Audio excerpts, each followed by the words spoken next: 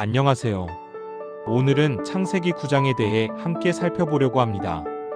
이 장은 노아의 홍수 이후 새로운 시작을 맞이하는 인류에게 주어진 하나님의 약속과 규칙들을 담고 있는 매우 중요한 본문입니다. 1. 새로운 시작과 축복 1에서 7절. 홍수가 끝나고 방주에서 나온 노아와 그의 가족들에게 하나님은 새로운 축복을 주십니다. 생육하고 번성하여 땅에 충만하라는 말씀은 창세기 1장에서 아담과 하와에게 주셨던 바로 그 축복입니다. 이것은 인류의 새로운 출발을 의미합니다. 하지만 홍수 이전과 달라진 점들이 있습니다. 하나님은 땅의 모든 짐승과 공중의 모든 새, 땅에 기는 모든 것과 바다의 모든 물고기가 사람을 두려워하고 무서워하게 하셨습니다. 이것은 창조 질서의 변화가 생겼음을 보여줍니다. 원래 에덴 동산에서는 사람과 동물이 조화롭게 지냈지만 이제는 동물들이 사람을 두려워하는 관계가 되었습니다. 또한 중요한 변화가 하나 더 있습니다. 하나님께서 처음으로 육식을 허락하신 것입니다. 모든 산 동물은 너희의 먹을 것이 될지라고 말씀하셨습니다.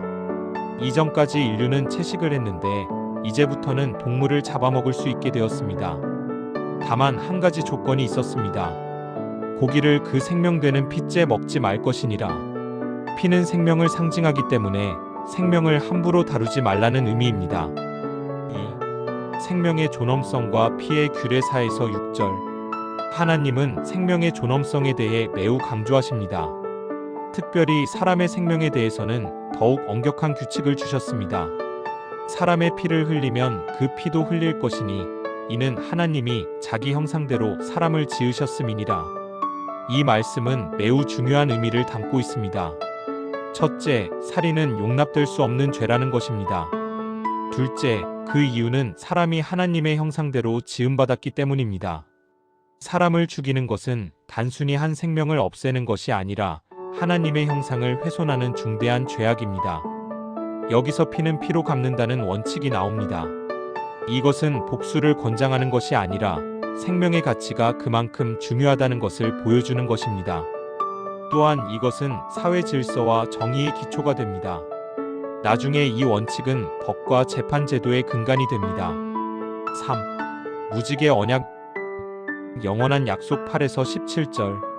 이제 창세기 9장의 가장 유명한 부분, 무지개 언약이 등장합니다. 하나님은 노아와 그의 후손들, 그리고 모든 생물과 언약을 맺으십니다. 이것은 매우 특별한 언약입니다. 하나님은 이렇게 약속하십니다. 내가 다시는 모든 생물을 홍수로 멸하지 않을 것이며 땅을 멸할 홍수가 다시 있지 아니하리라. 이 약속은 일방적인 은혜의 약속입니다. 노아나 인류가 무엇을 해야 한다는 조건이 없습니다. 하나님께서 일방적으로 나는 이렇게 하겠다고 선언하시는 것입니다. 그리고 이 약속의 표징으로 무지개를 주십니다. 내가 내 무지개를 구름 속에 두었나니 이것이 나와 세상 사이의 언약의 증거니라.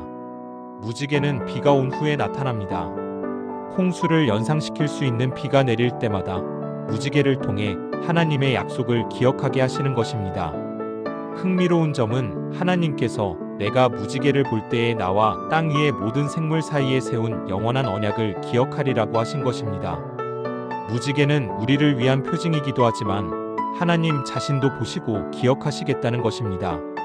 이것은 하나님의 신실하심을 보여줍니다. 이 언약은 영원한 언약이라고 강조됩니다.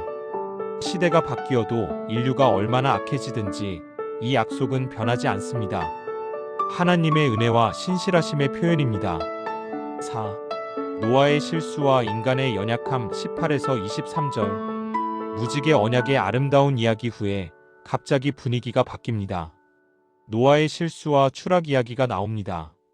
이것은 매우 중요한 교훈을 담고 있습니다. 노아는 농사를 시작했고 포도나무를 심었습니다. 그리고 포도주를 마시고 취해서 장막 안에서 벗은 채로 있었습니다. 홍수에서 세상을 구한 위대한 믿음의 사람 노아가 이런 모습을 보이다니 놀라운 일입니다. 노아의 아들 함은 아버지의 벗은 것을 보고 밖에 있는 두 형제에게 말했습니다. 반면에 셈과 야벳은 옷을 가지고 뒷걸음쳐 들어가서 아버지의 벗은 몸을 덮어드렸습니다. 이들은 아버지의 수치를 보지 않으려고 얼굴을 돌이켰습니다.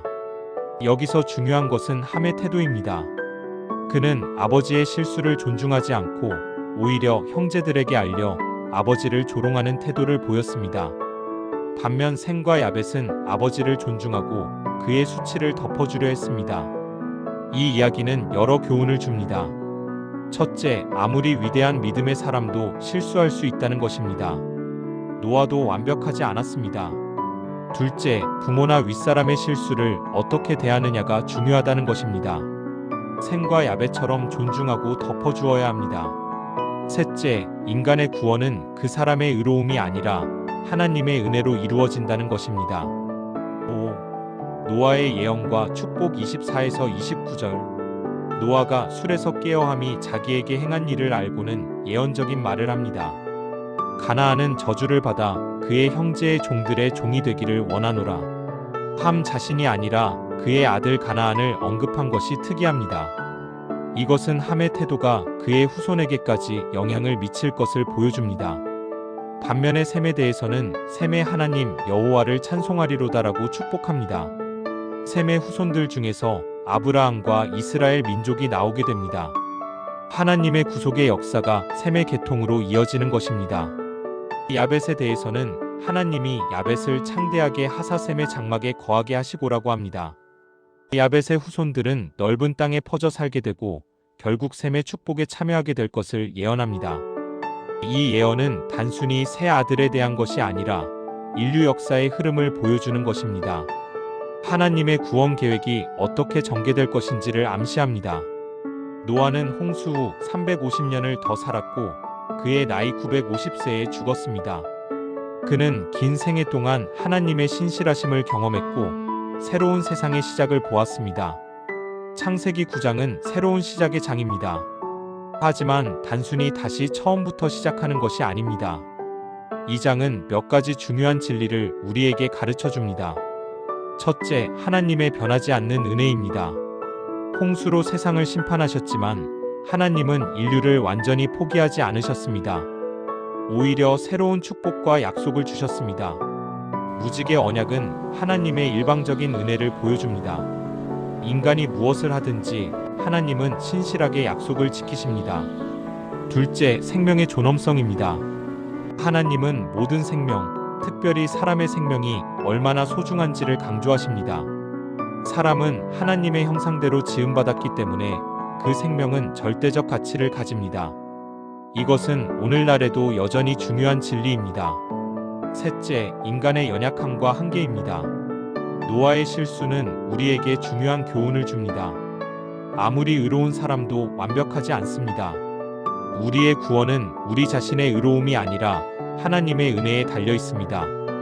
동시에 우리는 서로의 약점을 덮어주고 존중해야 합니다.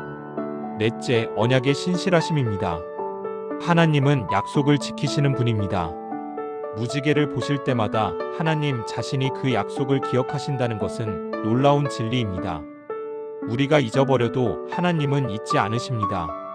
다섯째, 책임 있는 삶의 중요성입니다. 함과 셈, 야벳의 이야기는 우리의 선택과 태도가 얼마나 중요한지를 보여줍니다. 우리가 어떻게 행동하느냐에 따라 우리와 우리 후손의 미래가 달라질 수 있습니다. 창세기 9장은 홍수 이후 새로운 세계 질서의 시작을 보여줍니다. 하나님은 심판하시는 분이시지만 동시에 은혜를 베푸시는 분입니다.